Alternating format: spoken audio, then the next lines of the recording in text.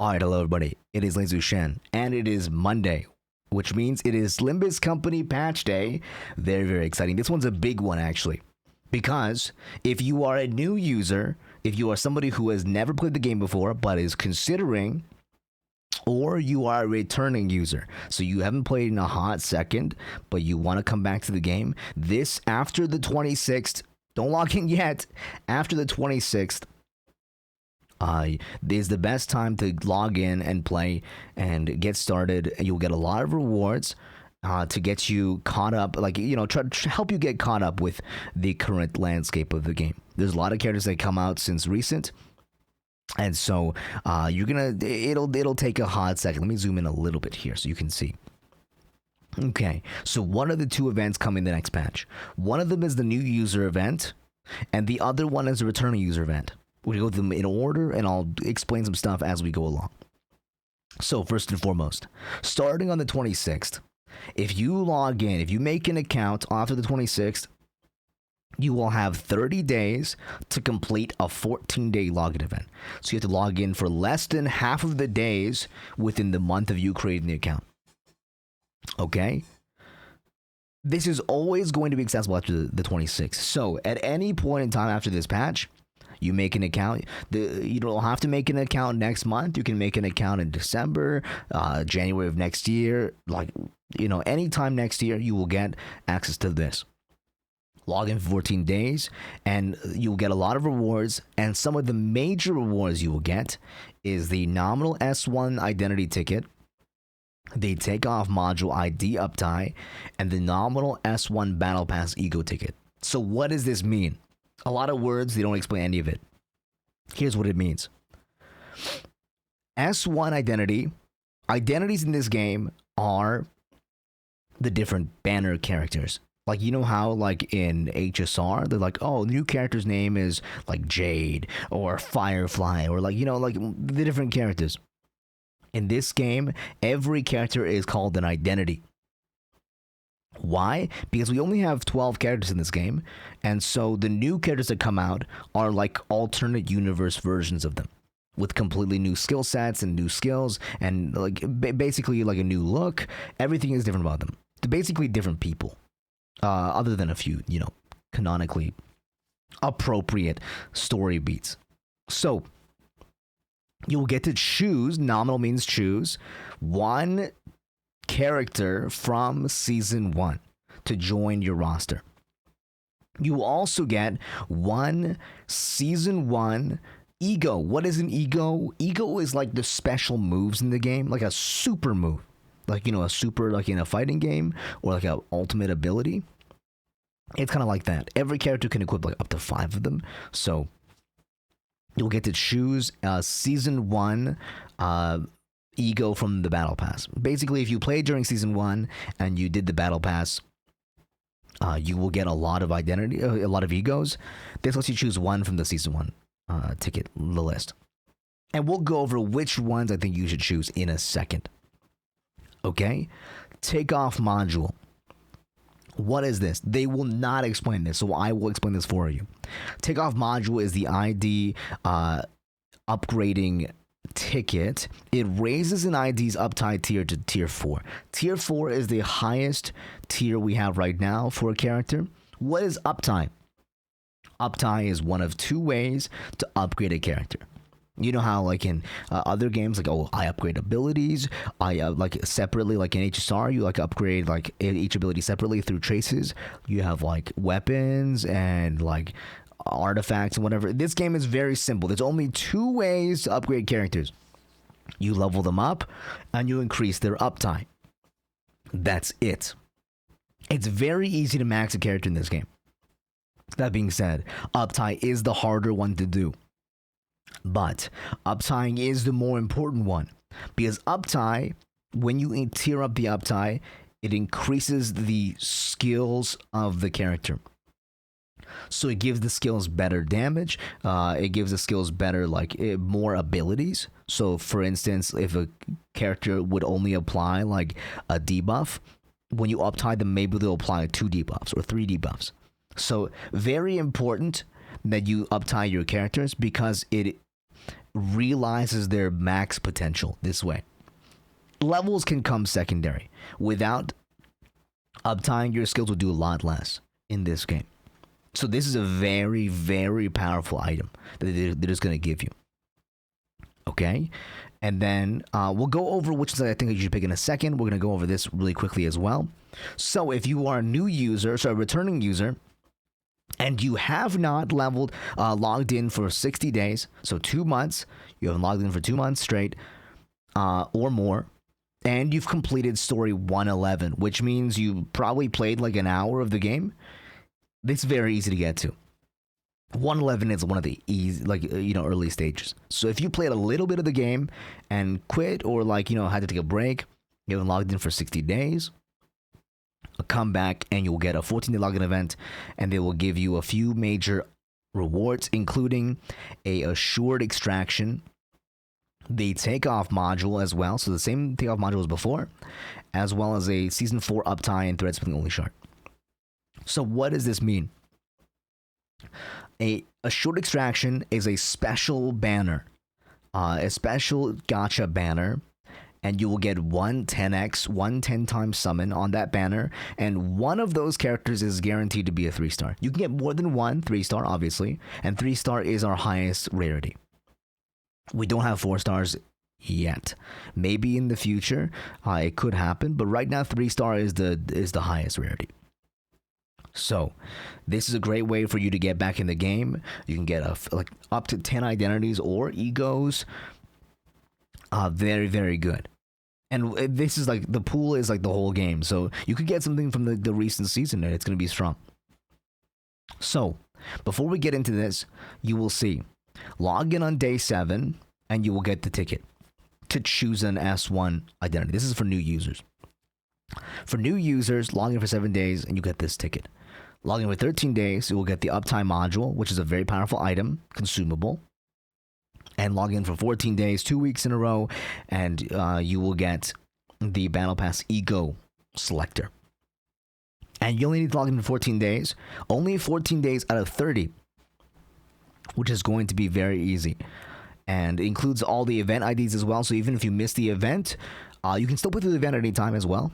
But if you missed the event and you couldn't collect the identities from the event, then you will be able to choose it from this ticket as well. So, what do I think is the identity you should pick?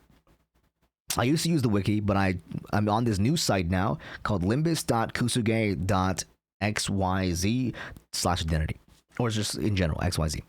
This website has basically everything you need to know about the game. A very, very, very, complete database of the game. If you want to know anything, it's probably going to be here. Very cool site. Use it to your advantage. So, this lets you choose by faction, by season as well. So, we're going to go to season 1 here. And every single one of these characters on this page, in the season 1 section, is one you can pick. So, what do I think a new player should pick? Obviously, first and foremost, okay, if you're playing through the story and there's a girl or guy you really like, and you're like, oh, maybe I want their, special identity, pick it. Okay? Eventually, you will have everything in this game. Because you can just buy anyone you want guaranteed from the shop. It's never going to go anywhere. And so if you need someone really bad, just buy it. Okay? You just play through the game. They'll give you currency. You can just buy anyone you want. Really, really generous game. Free to play friendly. There's no FOMO. Everything will just come to you. Okay? So, but that being said, it kind of is expensive if you're trying to buy every single character in the game, because if you see all the characters, there's a ton of characters in this game. Okay? And they all do something different. So, resources is going to be a premium for sure. You gotta farm a lot if you want everything. But don't worry, it will happen eventually. As somebody who started playing when the game came out, I have everybody, and I don't even pull on the gacha anymore. I just buy the new characters when they come out for free. With no payment necessary. It's very generous in that sense. But That being said, if you were to choose a free character, who should you choose? Not considering waifu slash husbando, okay? Purely based on meta. If you want a strong character for free off this ticket, who do I think you should pick? We're going to go over who I think you should pick first and foremost, and if you already have them, who I think you could pick next. So, this game is very simple. The way it works is you pick a guy on your team and you throw it at the enemy, and the enemy throws somebody at you. And then these two guys that throw at each other, they go head to head in what is called a clash showdown. So clashing in this game is basically the two guys stand side by side and they show each other their numbers. And then whoever's number is larger, size does matter in this game, will get to do the damage. What does this mean? In layman's terms, it means if your number is bigger, if you're winning clashes, you do the damage. If you always win clash, you will just simply win. Obviously, there's some bosses that have cool effects that if you don't read and you get punished by them, you will lose clash. But that's on you. If you win clash, you will win game. It's very, very simple. So that means characters that are good at clashing are going to be good characters to have on your base roster when you're starting out. So, who do I think is going to be really good? One character I think is going to be really good is Ting Tang gang leader Hong Lu. Mouthful, I know, don't worry. Ting Tang gang leader Hong Lu. TTGG is a clashing monster because he has abilities with a lot of clashing power. So you can see a lot of numbers on the screen. Don't be, intimidated. All that matters right now is these two numbers under every skill portrait. 5 plus 8. 3 plus 5. 5 plus 25. 5 plus 25, that's 30. 30 is basically about as high as you can get. There's like a 31 and 32 in there somewhere. But most characters in this game, you will never see reach a number like 30. So if you roll 30 on your clash, you're basically winning against everybody in their mob. Okay? And so for early on in the game, he's one of the most consistent. He's got a cool Hawaiian jacket. He's like an assassin guy. His thing is he does damage when the enemy is low HP, but they don't die. Also, if he gets a kill with his third skill, he gets to do it again. So you can basically mutilate a whole team with his skill mutilate. You can mutilate a whole team with his skill mutilate. It's very, very good. So, let's see. On-kill use one more time. So, Hong Lu, TTGG Hong Lu, very, very solid unit. He won't be losing a lot of clashes. Sometimes you'll be like, oh, why he doesn't do no damage? We'll get into that later, of course, in the future videos. But for the most part, he does great damage. He wins clash a lot of the times, and you will not have a lot of trouble if you have him. Very, very strong.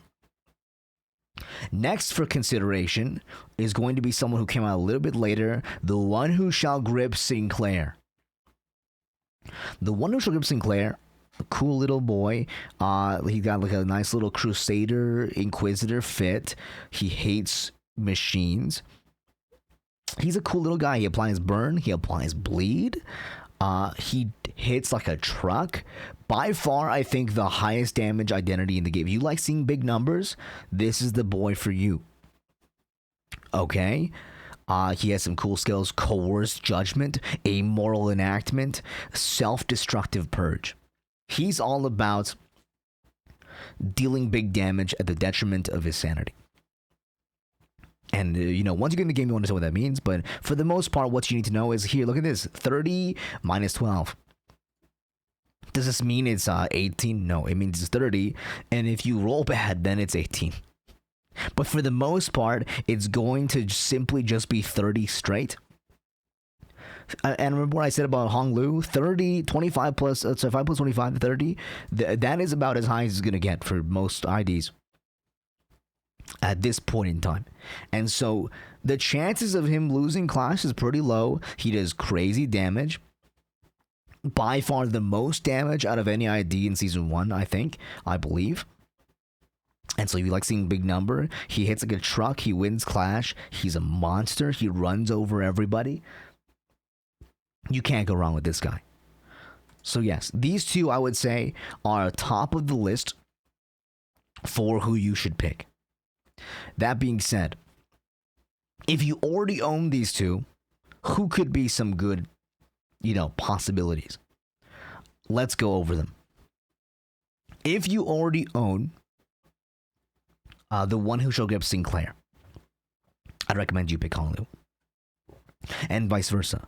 Okay, these two units are the best, I believe, in this entire thing. Who do you think else you should pick? If you own both these characters, there are some other, reasonable characters you could pick. If you like the one who shall grip Sinclair, there is a possibility to run the one who grips Faust. This is like a yandere lover of his. They have some synergy together. So they have synergy. She buffs other characters from the N-Corp team. So you'll see characters with the same name. I mean, the one who script doesn't have N-Corp in it, but you can see N-Corp, Metal Hammer, Don Quixote, N-Corp Gross Hammer, Merceau. So they have like they come from the similar factions. Generally, characters in the same faction will work well together. So, if you want to run Sinclair, you can consider running a bleed team with the other N-Corp characters. I would not recommend you pick a 2-star because for the most part, 2 stars are much easier to get. They're like half as expensive and to like level up and buy. So you'll get them pretty easy. But some considerable characters you can think of. The one who shall grip Faust has great synergy with N-Corp guys, plus pretty decent skills all around. Obviously, I think there's something to be said about the other Faust as well. So Faust in general is pretty solid if you like her. RB Chef Ryoshu, pretty good, and so is Merceau. They're both pretty solid IDs. At this point in time, they're a little bit more middle of the road, but they're still considerable, of course. Okay, who's next? The G-Corp manager, Corporal Gregor. At this point in time, he's kind of fallen off. Maybe he'll get some love. The cool part about this game is when the new seasons come out and they increase the uptime. So, like, for right now, the max uptime is 4, but maybe they'll increase it to 5 in the near future. And when they do that, all the characters will get skill upgrades. And so, in the future, they might just buff this guy. So anybody from any past season could just end up being really strong. And they're currently pushing a archetype in the game called Rupture.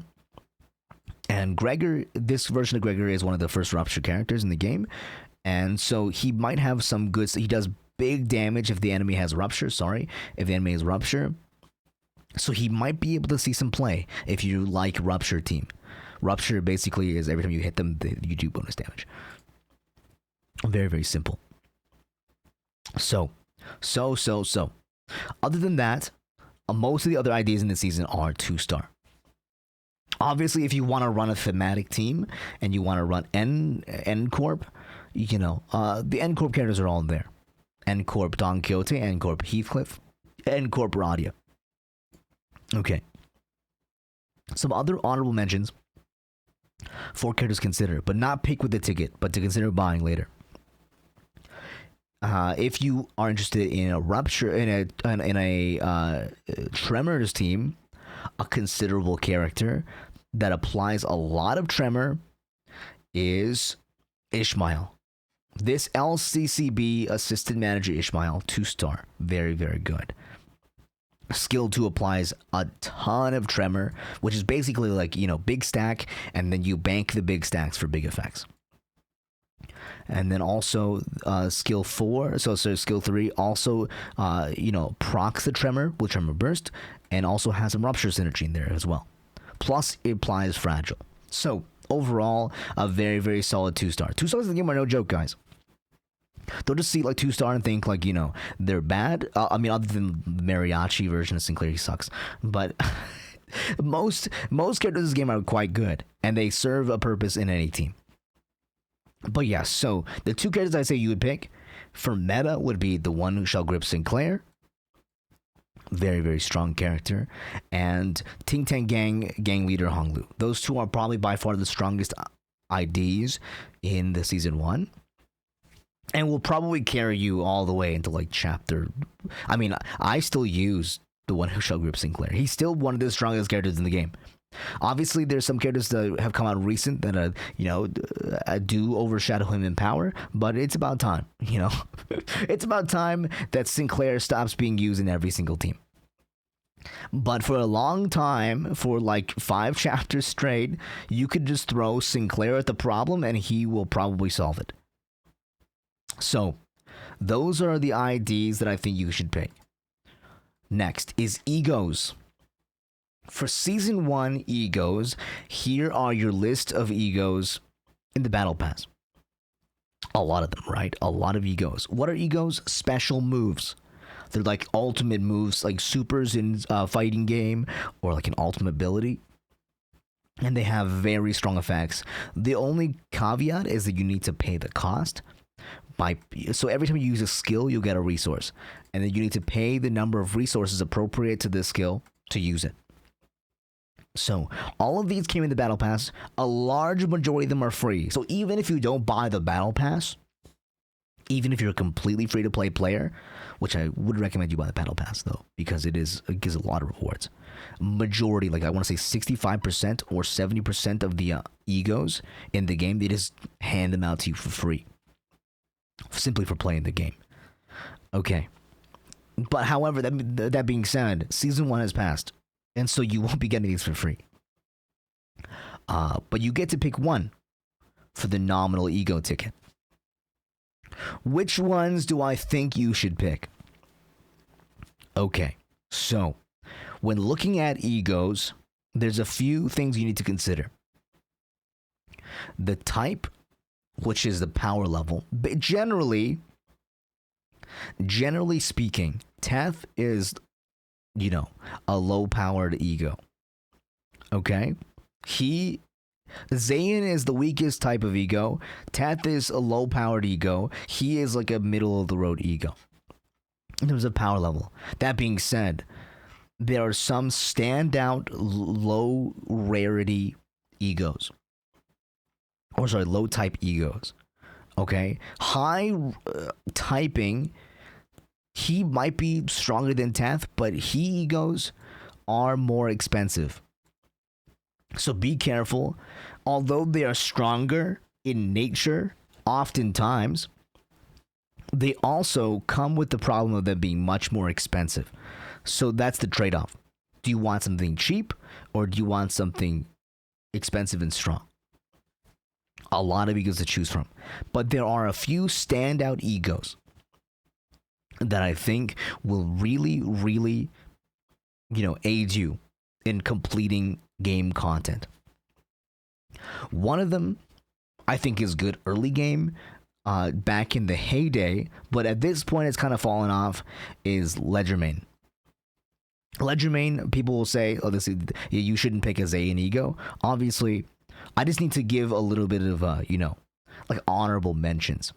Ledgermain is an honorable mention because it is one of the first. It's a very cheap ego, highly spammable, and for a large majority of the early few months of the game, everyone was still using this ability. Nowadays, no one uses it. But I just need to give some, credit where credit is due. Ledgermain is, was the GOAT of all time. So, which one do I think you should pick? Out of all the egos, a lot of them do pretty similar stuff, either big damage or some effects. So, there are a few that I think are standout. One of them is Faust's ego, Fluid Sac. This one right here. And the other one, I think, is Rhyme Shank. So these two, I mean, Ebony Stem is kind of considerable as well, but it is much more expensive, and so I wouldn't recommend it first and foremost. But these two, I think, are standout. First and foremost is Faust's He Ego Fluid Sac. Fluid Sac is a very, very cheap He Ego. Okay? As you can see, only requiring 2 Lust, 4 Gloom, and 3 Envy. Very easy. And the skill is it heals SP for all allies, and it heals 15% max HP for allies. So this is a very spammable special move that heals your whole team for both sanity and HP. Okay, and it just gets better. It heals more SP to all allies after the fact if you roll heads, which is very easy. Plus, it is a 20 plus 8, 28 clashes, nothing to be laughed at, nothing to be scoffed at. Very, very high number. And so this is a very, this ego will serve you well to this day. To this day, for the entirety of the, lifespan of this game, people still use Fluid Sac for Faust's Fluid Sac because it is one of the best heals in the game. Very, very comes very cheap. Also, synergizes with a lot of your good IDs. For instance, if you if you run the one who grips Faust, basically you have everything you need. If you run Lobotomy Corp Remnant, the 2-star version of Faust instead, her skills are all you need to fuel. She's self-sufficient and fuels her own ability. So Fluid Sac would be by far my number 1 recommendation for egos to pick from season 1. That being said, what is also pretty good? Rhyme Shank. Rhyme Shank is Raja's ego. I have a very, very soft spot for Raja because she's just good. There's never been a season where she's been bad. Everything she just gets the best of everything. And she finds her way into every team. Obviously, there's some other standouts for winning Clash, such as Don Quixote's Fluid Sac, which is a 20 plus 18, which is nuts, obviously. Let's see, who else? 20 plus 15, Raja's 20 plus 15, that's basically the same thing. But with the extra, you'll see in a second. 20 plus 9 is kind of okay, but Rosy Desire is kind of bad. 20 plus 16, if you like Ryoshu, this is a great one to get as well. So, but before seeing those guys, let's go ahead and cover Rhyme Shank. Why do I think Rhyme Shank is good? First and foremost, attack weight 3. It's a 3-person AoE ability. Attack weight is how many targets it hits. Okay? If the target is high in HP, above 50%, you do more damage. Then you will trigger Tremor Burst, and then you will inflict sinking. So, if you're running a sinking team, Raj is making it in there because she applies so much sinking. If you're running a Tremor Burst team, Raja still makes it in because she has Tremor Burst on her Rhyme Shank. So you might just use Rhyme Shank to deal some burst damage. She does more damage to people with high HP. It rolls 20 plus 15. 15 plus 15. So, I mean, remember when I said 30 is about as high as it gets? 30, man. Very, very simple. Very, very, very, very, very consistent way to win Clash as well as do big damage. Some other honorable mentions. Obviously, I said Ebony Stem, attack weight 7, hits 7 people. The chance of you hitting 7 people probably actually pretty low because there's usually not that many people on the screen. But sometimes when you're fighting a boss with 4 minions, you will be hitting 7 guys. So there is chances, late game where you're hitting 7 dudes. Very large AoE, does good damage, inflicts Rupture, Bleed, and Gluttony Fragility. So you increase the damage of any green move on the enemy. So very, very solid AoE. Only thing wrong with this ego is it's super expensive. But it has a cool animation. And it does big damage. Now, do I think you should pick it before the others? No, definitely not. But do you think you should pick an ego based on the way it looks? Definitely. Egos are such a big like cutscene power move payoff that if you don't like the way it looks, you will just have less fun. So yes, if you like the way an ego looks, for sure, pick it. But however, if you don't like the way an ego looks, but you care about meta more, I would say Fluid Sac first and foremost, not her Fluid Sac. Faust's Fluid Sac. They look very similar, but they do very different stuff. I would recommend Faust Fluid Sac over any other ego in the first season. It has a great clash power. So did I say two? I was reading the wrong. Sorry. If you're in the comments right now telling me I read the wrong thing, sorry. I was reading the wrong thing. 16 plus 8. Sorry. 20. It is still 20 plus 18 though. But yes. So clash power, skill power. It has good clashing power and it heals your team.